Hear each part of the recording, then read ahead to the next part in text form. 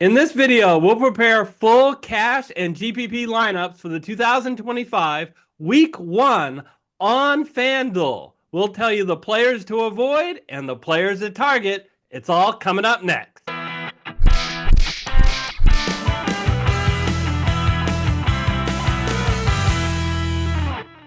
Hello, everyone. I'm Eric Lee. And I'm Michael Wiley, and we're the Fantasy Football Consultants. Eric, good to be back. I'm ready to get right to it. How about you? Oh yeah, and Week 1 is my favorite. I think it gives us the most opportunities because they set the lineups, the salaries for the players so far in the future, like a month before the season. Now we have learned a lot in just the last 2 weeks as we are about to break down the cash and GPP lineups. But Eric, before we get to it, let me just give a little plug. Folks, please smash that like button, comment in the comment sections, tell us who you like and what your opinion of what we say is. And if you haven't yet, please subscribe. Please subscribe.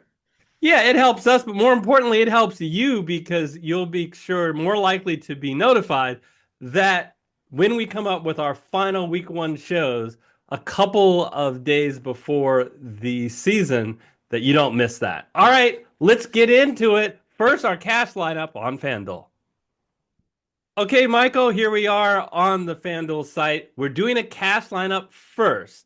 So we don't necessarily have to have a lot of correlation, but we're looking to maximize our floor so we can finish in roughly that top half of the competitors.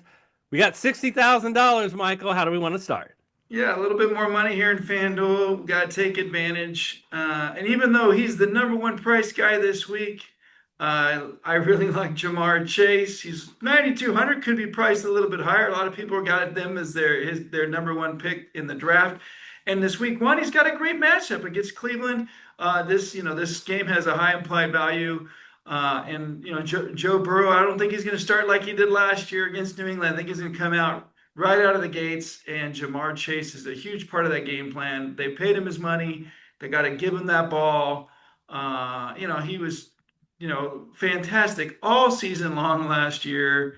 17 receiving touchdowns, averaged 100 yards a game, was averaging 20, plus fantasy points a game. He gets those targets. He gets in the end zone. What else? What else can I say? Michael, what makes the Week 1 tough is everything seems new, and do you really know how good a player will be? You hit a gold mine with Jamar Chase. You know exactly how good he's going to be. Not only is he an incredible talent and the consensus number one best fantasy player, but he comes back in the same offense with his same superstar quarterback and with a great supporting cast in T. Higgins on the other side, so he can't get quadruple teamed. So love this with Jamar Chase, a real difference maker at wide receiver. I'm going to look for a difference maker at quarterback. Unquestionably, the top 4 fantasy quarterbacks are all big running threats. You've got Josh Allen, you have Lamar Jackson, you have Jaden Daniels, and you have Jalen Hurts. Well, here's the thing.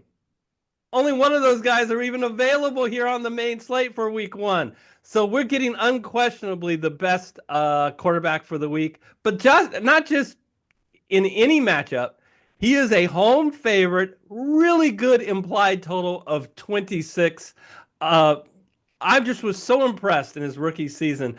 Not just, everyone talks about his running ability, but he was an effective passer, very accurate. He adds Deebo Samuels to his different attacks that he has. Still has Austin Eckler, who's just a tremendous option out of the backfield. Now, Terry McLaurin is having a little contract squabbles. We're 2 weeks out. I don't know if he's going to play. Of course, like this pick even more if he is going to play. But either way, Jaden Daniels, I'm really excited to have him in our lineup. Yeah, like you said, number one QB option. You and I looked a little bit at Bo Nix as a way to save some money, but man, I think we can get him in there. You're going to have to go cheap at running back right out of the gates, right, Eric? So who you going with to save us some dollars? Okay, I'll go really cheap at running back because we already have the consensus best wide receiver on the main slate and the consensus best quarterback on the main slate. So, I won't pick Bijan Robinson, right?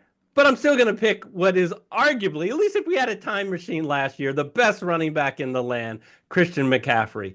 Consensus number one pick in last year's draft. I got it. He didn't do well last year because he barely played. But folks, he's completely healthy this year and arguably even in a better situation in San Francisco because they have to rely on him. Debo Samuels, as I already talked about, is now in Washington. Brandon Ayuk is injured, not playing in week one. Juwan Jennings may not play in week one. So they're going to rely on him. We've got a healthy Brock Purdy who really likes dumping off passes. Incredible dual threat Christian McCaffrey is on the ground and in the air. This is a big divisional game. They need to win this in Seattle. They're slight favorites, got a reasonable 24 implied total. I like this guy, although as a Seahawks fan, I'm not going to like him that much in week one. Yeah, I mean, what can I say? He's healthy. Obviously, people might shy away from him picking him so early in their fantasy drafts because of the injury possibility. But you said it with Debo out. Now Christian McCaffrey may not be giving up those goal line carries. And even though Seattle's defense is up and that's a tough place to play, McCaffrey still needs to touch the ball in this game, even if they're coming from behind. Love that we can get him for $8,100. Just don't know how we're going to be able to round out the rest of the lineup without any money left. Well, I got a way to save us a few bucks. A running back who I think could be one, basically is one of the bell cows this season coming out of my Raiders.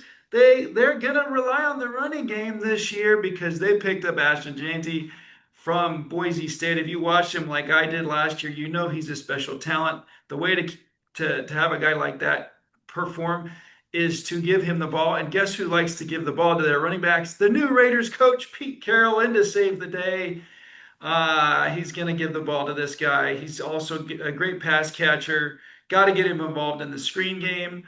And actually, nice little matchup this week one against New England. So I think this guy's going to be a monster this year. Love that we get it for $6,400. Now, your Raiders really struggled on the ground last year, but I think this is going to be completely different this year. They didn't have a talent like Gentry. They didn't have a coach who has that emphasis on running the ball, unless he's in the Super Bowl on the 2-yard line. But never mind that. And he's got a major upgrade at quarterback in Geno Smith, which I think will help sustain drives. So, you know what? It's unconscionable the way that FanDuel priced him at $6,400. DraftKings has him more expensive than this, even though their salary total is only $50,000 versus $60,000. So nice bargain here on FanDuel, and love the way our lineup is being set apart. So it's amazing I'm a Seahawks fan, and I am going to just continue to pick on my Seattle Seahawks at wide receiver. Lately the Niners have had some success on my Seattle Seahawks. I've picked the Christian McCaffrey. The other weapon that I think that we can see be used against the Seahawks on this offense is only at 5,300. It's Ricky Pearsall. And how am I saying his name right? It's Pearsall, but we'll give you a little buy. Pearsall, whatever. Great, excellent player. It's been a long off season, Michael, since I've heard some of his names. But you know what? Look how he ended the season last year. One of the favorite targets from Brock Purdy. You go, well, why wasn't he better earlier in the year? Because he was a favorite target of a guy outside a nightclub. He was actually shot. So, sorry, but I had to say it. So here's the thing. He's had a great preseason. Why? Well, who else do they have, ladies and gentlemen? Samuels, as I said, is gone. Ayuk, as I said, is gone. Juwan Jennings probably will not play, and if so, he's probably going to be hampered. I think this guy is going to be the number one wide receiver, and we get him at 5,300. Yeah, no, exactly. And they could be throwing the ball quite a bit. So I like picking on your Seahawks. There's just something about picking on the Seahawks that I like. Even though I inherit, my Raiders inherited a bunch of Seahawks. I'm gonna kind of be rooting for your team. So all right, so we got a kind of balanced team here. Where are we gonna go as the last wide receiver? Well, let's go with a guy who used to be a Raider. Let's go with Devontae Adams, newly with the Rams. Matthew Stafford, yeah, he's coming off a little bit of some back spasms, but I think he's healthy. And Devontae Adams, huge upgrade moving from the Jets to the Rams. Yeah, he's got to trade a little bit with Puka Nacua, who has been the number one there, but Cooper Kupp is gone. Devontae Adams is still a special talent, arguably one of the most athletic receiver in the league, and they're going to get him the ball. I know Nakua might compete with him in terms of number of receptions, but he's a little bit banged up right now.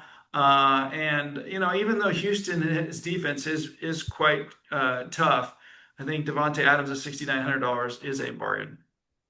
Yeah, I mean, Devontae Adams is so good around the goal line. And if you want to take one shot at Puka Nacua, that's an area he hasn't excelled in. So I fully expect Matthew Stafford to be looking around at Adams around the goal line, which is going to be huge. And the other huge thing is that it is a healthy Matthew Stafford. He was hurt earlier in the preseason, but all signs, based on what I've read, is that he is good to go for week one. Obviously, if that isn't the case, we would backtrack on this pick. But I'm very excited to have Adams. Love our triplet of wide receivers. Let's go to tight end. Well, we have been picking players at the top, the superstars, and I'm going to continue at tight end. I want Trey McBride on this team. I'm a big fan of Bowers, but for $700, we might just get the best tight end for the week, given his matchup. Um, let's be clear. He received, look at these stats last year in 2024, when basically this was his first actual year being one of the key guys on this team. He was first in the number of receptions of all tight ends, first per game in targets, and second in receiving yards. Gotta love all those particular numbers. And he gets a healthy Kyler Murray to start the season, playing against the New Orleans Saints, who most people think is going to be the worst team in the NFL. He is Murray's clear number one targeted guy on the field, just in total, and most importantly, around the goal line, Michael. Yeah, for those of you who've picked him the last couple of years in your fantasy leagues, you're absolutely in love with him. I think he's going to continue to perform at that level. Given the matchup, let's save the money, get this pick in there, and all of a sudden we got another top guy on our roster. So I guess we're going to have to save some money in the next two spots. Yeah. What do you want to do with the flex? We got lots of options here. Where would you like to go? Yeah, well, we know what we're going to do in defense. We're going to end up having to punt, so that's not going to leave us a whole lot of money left. So let's go down to $5,400. We talked about this guy in our DraftKings lineup as well. We love taking advantage of injuries. That's Nick Chubb playing against the Rams. We already talked about Houston. Mixon is out. He's going to be out for a while, which bodes well for Nick Chubb. I mean, hey, let's face it. Nick Chubb was perhaps the best running back in the league a couple of years ago. Got injured, came back last year, just didn't get the carries because he wasn't the number one. Well, he's going to be the clear number one on an offense that loves to use their running back, has a great offensive line. The Rams are kind of balanced defensively, a little better against the pass than the run. So Nick Chubb, he's going to be the goal line back. He should touch the ball even beyond just carries. Only 5,400. Let's get him in the lineup. Kudos, Michael. I love this pick. He's just simply mispriced. This is one of the situations where they set the price earlier before the news happened that Mixon was definitely going to be out for week one. He should be at least $1,300 more. That's around where Mixon was. Now, I do have to say, for full disclosure, that that they did lose. Houston lost Laramie Tunzel. He went to Washington, one of their best offensive line, but I still really like this pick. Tunzel's going to protect our quarterback in our lineup, so that's all cool. Exactly. I'll Well, watch this. good catching that. Hey, we always like to do this. Let's see, since Seattle has the night game, let's move McCaffrey to the flex and Chubb up to the running back position, just in case something happens later in the day and we got to make a change because McCaffrey strained something. But that's not going to happen, right, Eric? Yeah, unless someone else, it won't be McCaffrey, but somebody else potentially There gets you go. hurt Yeah, in our let's be lineup. But responsible citizens and do like we always should. So yeah, you take care of that, Eric, and then I guess we got to figure out what we're going to do with defense now that we're sitting here with just a few well, bucks. you went so cheap, Michael, with your flex. You actually have left us with lots of possibilities over on defense. So we have $3,900. Usually we're going dumpster diving at defense, but we don't have to look at the likes of the Giants or the Browns or the Panthers. Now, what I want people to keep in mind is this is a cash lineup, not a GPP lineup. For a cash lineup, I think it is okay to have your defense going up against one of your other players. We're looking for a high floor, not a high ceiling. So I'm willing to hear any debates, but I'm looking at the Rams, who had last year really good pressure that they put on the quarterback. They finished fifth in sacks in the playoffs. They had a huge game against the Vikings, recording 9 sacks and 2 takeaways. And I did mention that the Texans don't have Tunzel. So I'm thinking Rams. What are your thoughts? Do you like them over the Patriots and Texans and Jets? Yeah, the Patriots are supposedly a little bit better at the defensive position, but that offense is still pretty bad and could fall them short. Even though the game is New England, it's not quite the same advantage they have as when they're playing in the cold. Texans defense great, but the Rams offense is strong. You can see that they didn't give a lot up this last year. So yeah, I kind of like that Rams pick. I mean, that's really what got the Rams to the Super Bowl last year was their defense. I'm sorry, to the Super Bowl, to the NFC Championship was their defense. And I think that they're gonna lead with that defense again. Yeah, and we kind of talked about your Raiders before, but you see New England there and you see 29 and you get super excited, right? But this is a different Raider offense, Yeah. right? Much better running back, much better quarterback than they had last year. So, all right, so there we go. That's our lineup. I like that we have $200 because what's going to happen is there's going to be some bargains that happen between now and the end of the beginning of the season, and then we can adjust this lineup to make it even stronger. But I like it. I think we've got some bona fide superstars, and we have some nice value plays that are a lot better than their price. All right, let's take a look at the GPP lineup. All right, everybody, here's our GPP lineup. Remember, for GPP, we are looking to have stacking, meaning players that are correlated. So if one goes off, it's more likely that other players go off because we have to have a lineup that goes off because you're not going to get any payment unless you are one of the not just top 50%, but top 10%. And to get any real money, you have to be one of the top finishers in your GPP tournament. So we got to pick a game that we think is going to be high scoring. And, it's tempting to look at that Tampa Bay Atlanta game in a dome, but I opted for the Cincinnati Cleveland game. And one of the reasons what you want to do when you're looking at a game to stack is, do you feel like you have a good idea where the targets, where the scoring is going to happen? And I feel like we do with Cincinnati and Cleveland.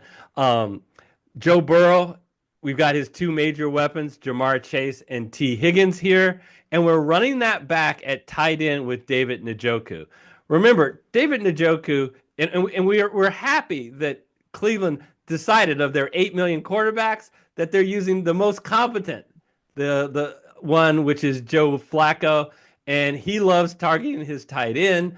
And David Njoku is someone who is heavily targeted in this Cleveland offense. Just look at the last 3 games of last year, 10, 13, and 17. So there's a big ceiling there for David Njoku. Who else do we have? Of the players that we didn't already talk about, we've got a home favorite in Kyron Williams, who can easily be seen to potentially nab 2 touchdowns.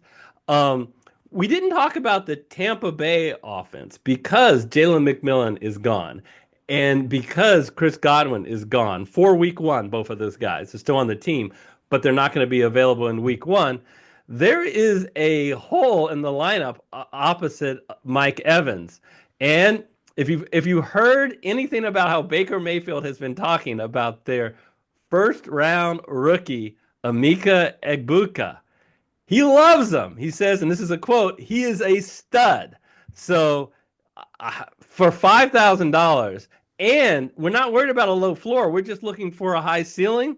Love his ceiling given his price. And let's see. The only other player here that we haven't talked about is our defense, the Arizona Cardinals. Let me show you my scared face for Spencer Rattler. I'm not afraid of the New Orleans aging offense and Spencer Rattler. Meanwhile, the Arizona Cardinals have greatly improved their defensive line. They added Joshua Sweat, along with 3 other big name linemen that is likely to put the pressure on this weak New Orleans team. So usually don't spend up on defenses, but for 4,200, I'm going to roll the dice with Arizona. What are your thoughts on this GPP lineup, Michael? Yeah, I really like. You got to either go on that Tampa Bay Atlanta game or the Cleveland Cincinnati game. Love that we're going with Chase and Higgins opposite Burrow, and then running it back on Njoku. I got the 2 running backs in the Rams Houston game, and then you did get a piece of that Atlanta game, so that's great. And yeah, thanks for educating me on the Arizona Cardinals defense. I wasn't paying that much attention to the upgrades that they had. So, well, when your team is in the NFC West in the offseason, you really only pay attention to your team and your other 3 teams. So I'm an expert in the offseason on the NFC West. Just don't ask me about any other teams. Fair enough. All right, everybody. It is so enjoyable, Michael, to be back with you talking about these spreads. As Michael said, please be sure that you are subscribed because you don't want to miss our week 1 show where we will give an updated lineup for DraftKings and FanDuel. Also, Michael, this year we are going to be breaking down NFL Survivor. So we are going to be doing a show. It'll come out about a week from now where we break down week 1.